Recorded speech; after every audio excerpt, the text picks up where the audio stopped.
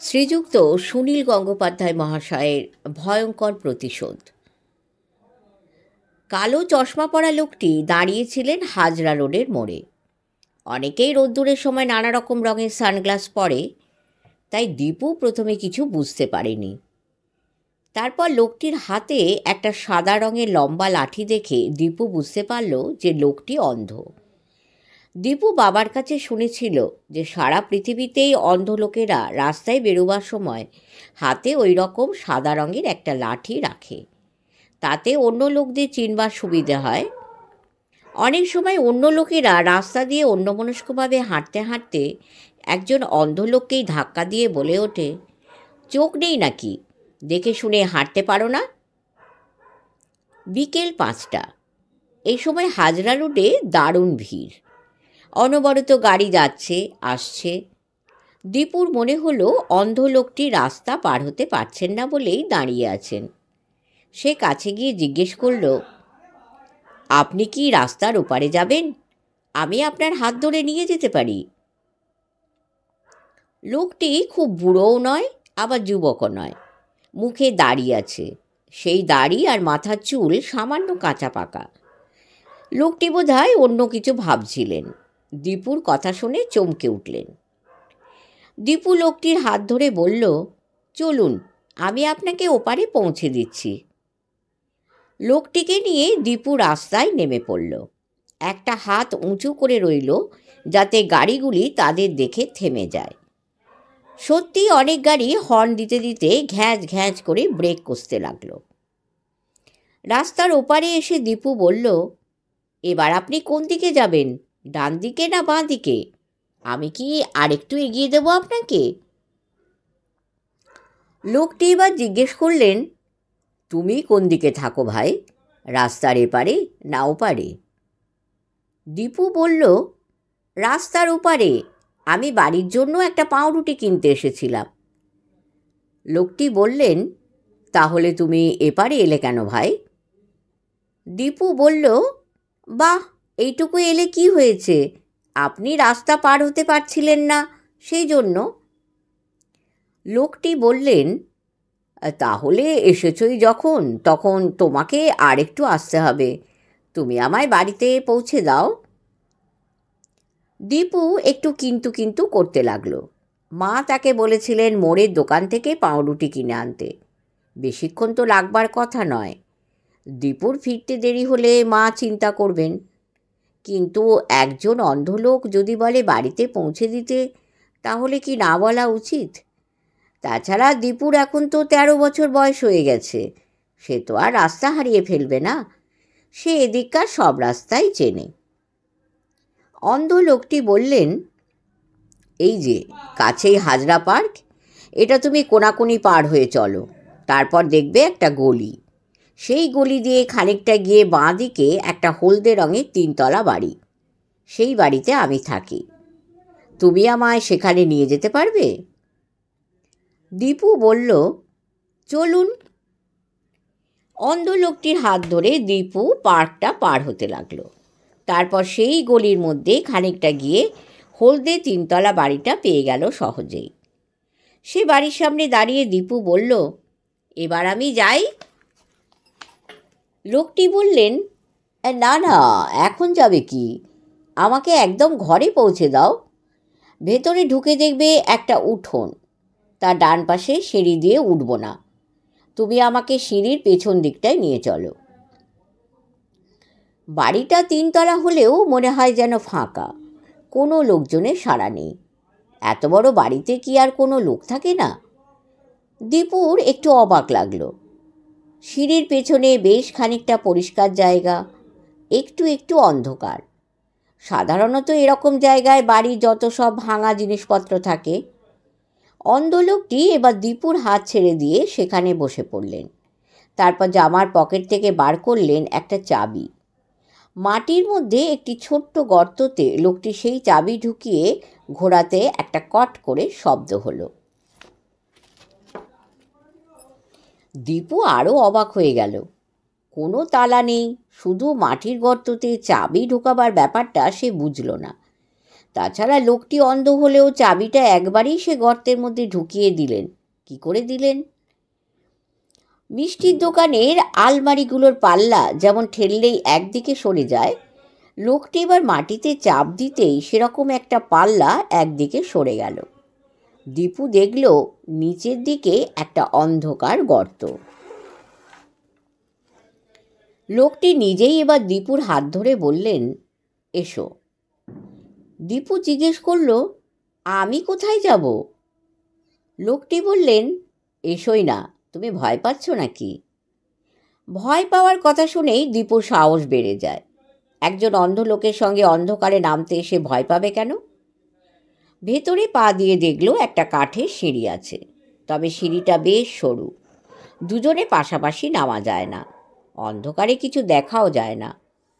লোকটি বললেন, ঠিক গুনে গুনে 36টা সিঁড়ির ধাপ নেমেই থামবে, তখন সামনে একটা দরজা দেখতে পাবে।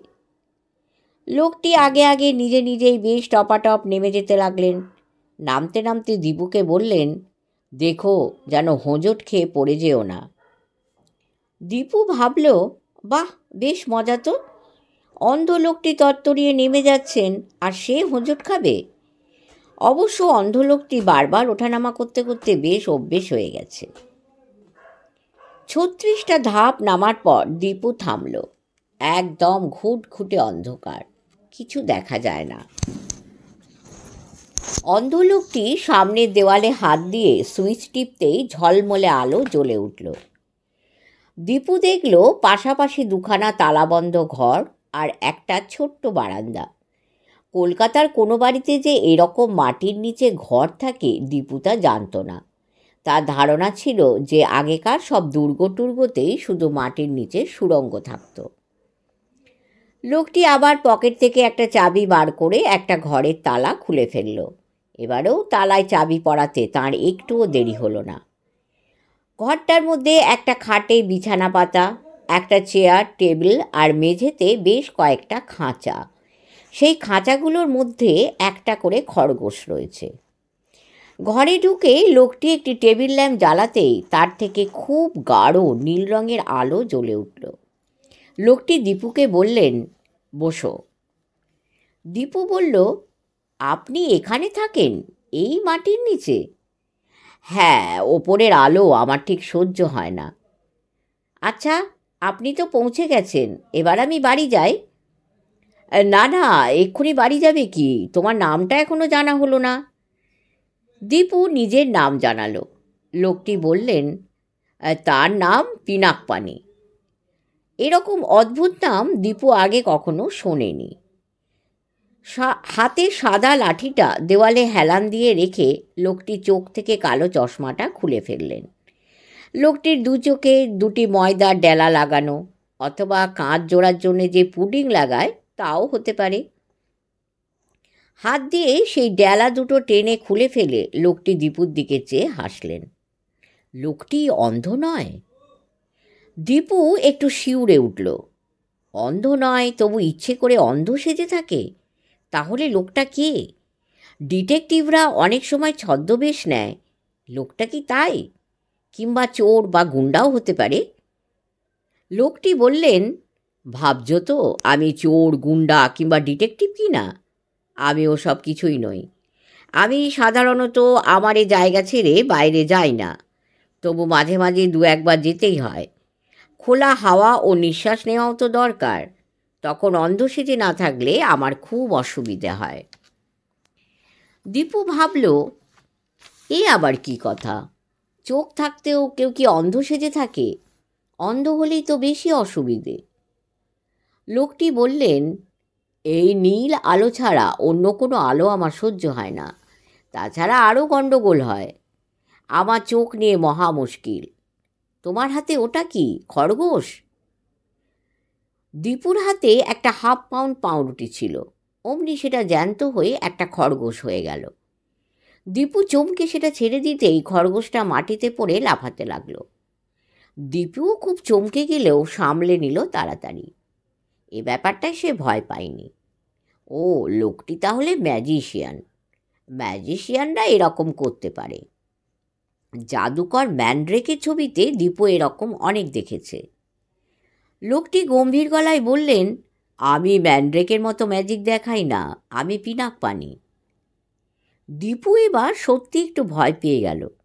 লোকটি মনের কথা বুঝতে পারে। দীপু মনে মনে যা ভাবছে লোকটি তখনই সেটা বলে দিচ্ছে। পিনাক পানি বললেন, আজ থেকে 5 বছর আগে আমার চোখে একটা অসুখ হয়। চোখে ভীষণ ব্যথা করত। অনেক ডাক্তার দেখিয়েছিলাম, অনেক ওষুধ লাগিয়েছিলাম, কোনো ফল হয়নি। তখন আমার নাম ছিল বিজন কুমার বসু। তখন আপনার অন্য নাম ছিল? হ্যাঁ, তখন আমি জামশেদপুরে থাকতাম, স্টিল প্লান্টে কাজ করতাম। চোখে কোনো সময় আগুনের ঝাপটা লেগেছিল কিংবা অন্য কিছু হয়েছিল কিনা জানি না, সেই থেকেই চোখে খুব ব্যথা। তারপর একদিন সকালবেলা ঘুম থেকে চোখ মেলবার পর দেখলাম আমার আর একটুও ব্যথা নেই। আর আমার মাথার মধ্যে কে যেন বলল, তুমি বিজন কুমার বসু নও, তুমি পিনাক পানি। কে বলল এ কথা? তা তো জানি না। আমার মাথার মধ্যে কেউ যেন ফিসফিস করে উঠল। আমি তো প্রথমে খুব অবাক, কিন্তু মাথার মধ্যে অনবরত ওই কথাটা শুনতে পেলাম। তখন আমি জিজ্ঞেস করলাম, কে পিনাক পানি? তার কোনো উত্তর পেলাম না তখন। দীপু মাটির দিকে তাকিয়ে দেখল তার হাতের পাউরুটিটা তখনও খরগোশ হয়ে লাফাচ্ছে। দীপুর কাছে আর পয়সা নেই। মা তাকে পাউরুটি কিনতে পয়সা দিয়েছিলেন। পাউরুটির বদলে খরগোশ নিয়ে গেলে কি মা খুব খুশি হবেন? পিনাক পানি অমনি দীপুর মনের কথা বুঝে নিয়ে বললেন, তোমার কোনো চিন্তা নেই, তুমি পাউরুটি নিয়েই বাড়ি ফিরবে। দীপু এবার একটু কেঁপে উঠল। কেউ এমনভাবে মনের কথা বুঝে ফেললে তো দারুণ অস্বস্তির ব্যাপার। পিনাক পানি আবার বললেন, তোমাকে এসব কথা বলছি কেন জানো? আমি তো এতদিন রাস্তা দিয়ে ঘুরি অন্ধ সেজে, কিন্তু এর আগে কেউ একজনও আমায় রাস্তা পার করে দিতে চায়নি। কলকাতা শহরের মানুষের মনে দয়া মায়া নেই, তুমি প্রথম দিলে। অবশ্য আমার কোনো দরকার হয় না, আমি কিচ্ছু না দেখেও হাঁটতে পারি। একদিন একটা গাড়ি আমায় চাপা দিয়েছিল, কিন্তু আমি মরিনি। দীপু বলল, আমাকে এবার বাড়ি যেতেই হবে, নইলে মা ভীষণ চিন্তা করবেন। পিনাক পানি বললেন, তুমি ভাবছো আমি ভূত, তাই না? গাড়ি চাপা পড়ার পর মরে ভূত হয়ে গেছি। সত্যি আমি মরিনি, তুমি আমার হাতে চিমটি কেটে দেখো। পিনাক পানি নিজের একটা হাত বাড়িয়ে দিলেন দীপুর কোলের কাছে। সত্যিই মানুষের মতন হাত। তাছাড়া দীপু তো ওর হাত ধরেই রাস্তা দিয়ে নিয়ে এসেছে। পিনাক পানি বললেন, আমি ইচ্ছে না করলে তো তুমি এ ঘর থেকে যেতে পারবে না, সেজন্য চুপটি করে বসে আমার কথা শোনো। হ্যাঁ, সেই জামশেদপুরের কথা বলছিলাম। সেখানে আমার বউ, ছেলে, মেয়ে সব ছিল। আমার চোখ ভালো হয়ে যাবার পর আনন্দে সেই কথাটা সবাইকে বলতে গেলাম, কিন্তু আমার মুখ দিয়ে একটাও কথা বেরোলো না, শুধু গোঁ গোঁ শব্দ হতে লাগলো। তখন সবাই ভাবলো আমি পাগল হয়ে গেছি। দীপু আবার চোখ গোল গোল করতেই পিনাক পানি বললেন, আমি কিন্তু সত্যিই পাগল হইনি, সে ব্যাপারে তোমার ভয়ের কিছু নেই। তবে এ কথা ঠিক, আমি এক জীবনে দুজন মানুষ হয়ে গেছি। আগে ছিলাম বিজন কুমার বসু, এখন পিনাক পানি। জামশেদপুরে আমার বাড়ির লোক আমাকে জোর করে পাগলা গারদে দেবার চেষ্টা করতেই আমি বাড়ি থেকে পালালাম। স্টেশনে এসে সামনে যে ট্রেনটা দেখলাম উঠে পড়লাম সেটাতেই। তখন আমার মাথার মধ্যে ফিসফিস করে কে যেন বলল, কলকাতায় চলে যাও, হাজরা পার্কের পেছন দিকে একটা গলি, সেখানে হলদে রঙের 3 তলা বাড়ি, সেই বাড়ি তোমার। দীপু বলল, এই পুরো বাড়িটা আপনার? তাহলে আপনি ওপরে না থেকে এই মাটির নিচে থাকেন কেন? বললাম না, ওপরের আলো আমার সহ্য হয় না। আমার চোখটা বদলে গেছে বলেই মানুষ হিসেবে আমি বদলে গেছি। কী রকম আমার চোখের অবস্থা হয়েছে শুনবে? হাওড়া স্টেশন থেকে সেদিন যখন আমি আসছি, বড় বাজারের কাছে একটা পুলিশ দাঁড়িয়েছিল। কি জানি কেন সেই পুলিশটার ওপর আমার রাগ হলো। সে বোধহয় উল্টোপাল্টা হাত দেখিয়েছিল। আমি মনে মনে বললাম, এই পুলিশটা একটা গাধা। আর সঙ্গে সঙ্গে কি হলো জানো? পুলিশটা তখনই একটা গাধা হয়ে গেল। সত্যি সত্যি আর কেউ বুঝতে পারল না। সবাই ভাবলো পুলিশটা কোথায় চলে গেছে আর সেখানে একটা গাধা ঘুরে বেড়াচ্ছে। কিন্তু আমি তো সেদিকেই তাকিয়েছিলাম। আমি সঙ্গে সঙ্গে আমার চোখ চেপে ধরলাম। ওহ, সেদিন কি ভয় পেয়েছিলাম! কথা বলতে বলতে পিনাকপানি নিজের চোখেও হাত চাপা দিয়ে ফেললেন। তারপরে একটু বাদে হাত দুটো আবার সরিয়ে নিতেই দেখা গেল তাঁর চোখ দিয়ে জল পড়ছে। জল মুছে নিয়ে তিনি বললেন, এটা একটা অভিশাপ, বুঝলে দীপু, একটা দারুণ অভিশাপ। রাস্তাঘাটে এই জন্যই আমি অন্ধ সেজে যাই। কোনো মানুষের ওপর যদি আমার হঠাৎ রাগ হয়, তবে তার দিকে তাকিয়ে গরু, গাধা, ছাগল ভাবলেই সে সেই রকম হয়ে যায়।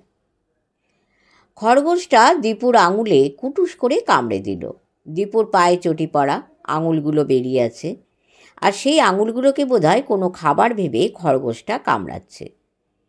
দীপু খরগোশটাকে একটা লাথি কষালো। সত্যিই খুব আশ্চর্যের ব্যাপার, যেটা একটু আগে ছিল একটা পাউরুটি, সেটা এখন খরগোশ হয়ে গিয়ে রীতিমতন কামড়াচ্ছে। তার মানে এটা ম্যাজিকের খরগোশ নয়। পিনাকপানি খরগোশটার দিকে এক দৃষ্টে তাকিয়ে রইলেন। তারপর একটা দীর্ঘশ্বাস ফেলে বললেন, এই একটা জায়গাতেই আমি হেরে যাই।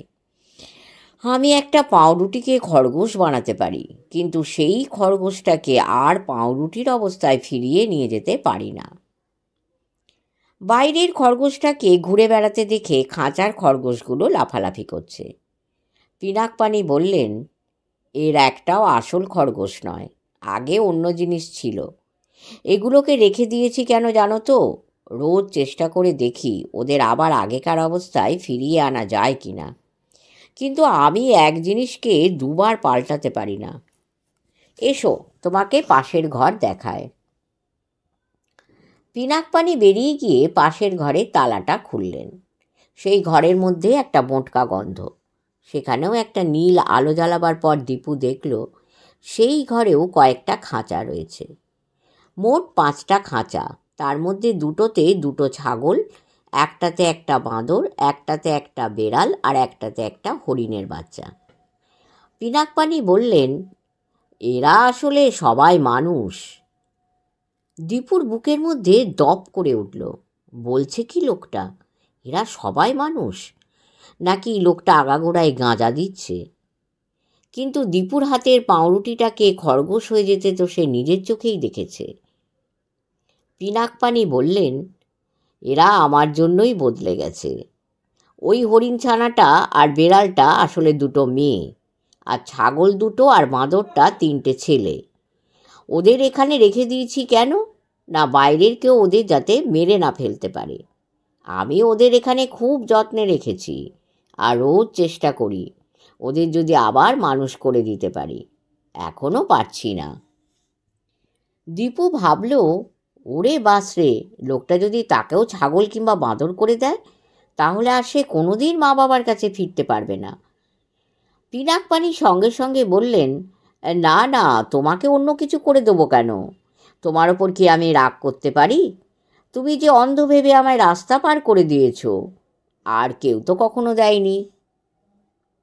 দীপু বলল, আমি তাহলে এবার বাড়ি যাই। পিনাকপানি কিছু উত্তর দেবার আগেই ওপর দিকে দুম দুম করে শব্দ হলো। কেউ যেন ওপরের দরজায় ধাক্কা মারছে। পিনাকপানি তরতর করে ওপরে উঠে গেলেন। সিঁড়ি দিয়ে একটু বাদেই ফিরে এলেন হাতে দুটো টিফিন ক্যারিয়ার নিয়ে। তিনি বললেন, আমার আর এই ছেলে মেয়েদের খাবার। একজন চাকর রেখেছি, সে দুবেলা খাবার দিয়ে যায়। তুমি কিছু খাবে? দীপু সঙ্গে সঙ্গে বলে উঠল, না না না। বাড়ি ফেরার জন্য এত ব্যস্ত হয়েছ কেন? একদিন না হয় একটু দেরি করেই ফিরলে। তোমাকে আমার আরেকটু উপকার করতে হবে। আমি আপনার আবার কি উপকার করব?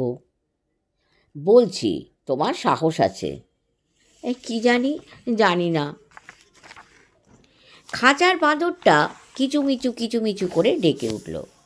পিনাকপানি বললেন, এই ছেলেটার আগে নাম ছিল সুবোধ, কিন্তু ও স্বভাব মোটেই সুবোধ ছিল না। হাজরা পার্কে গুন্ডামি করে বেড়াতো আর খুব জ্বালাতন করতো লোকজনদের। একদিন কোনো কারণ নেই, আমি হাজরা পার্কের মধ্যে দিয়ে যাচ্ছি, ওই ছেলেটা দৌড়ে এসে আমার পায়ে একটা ল্যাং মারল। আমি পড়ে গেলাম, আর ও হাসতে লাগলো হো হো করে। ভেবে দেখো, একজন লোককে শুধু শুধু ফেলে দিয়ে আনন্দ করা কি উচিত? আমি উঠে দাঁড়িয়ে রেগে মেগে বললাম, বাঁদর কোথাকার। তারপর থেকে ওর এই অবস্থা। কিন্তু ওইটুকু দোষ করার জন্য তো ওর সারা জীবন বাঁদর হয়ে থাকা উচিত নয়। তুমি ওর খাঁচার কাছে গিয়ে ওর নাম ধরে ডাকো তো। দীপু বাঁদরের খাঁচাটার কাছে গিয়ে ডাকল, সুবোধ, সুবোধ। বাঁদরটা দারুণ ছটফট করতে লাগলো খাঁচার মধ্যে। মনে হয় ও ওর নাম শুনে চিনতে পেরেছে।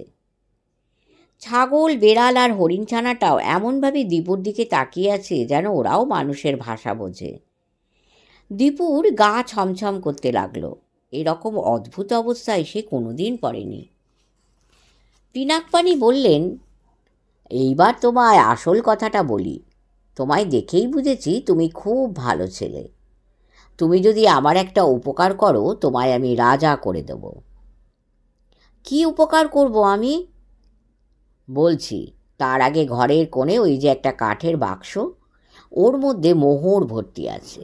দেখো, ওই সব মোহর তোমার হবে, সব আমি তোমাকেই দিতে চাই। আমায় কি করতে হবে বলুন আগে।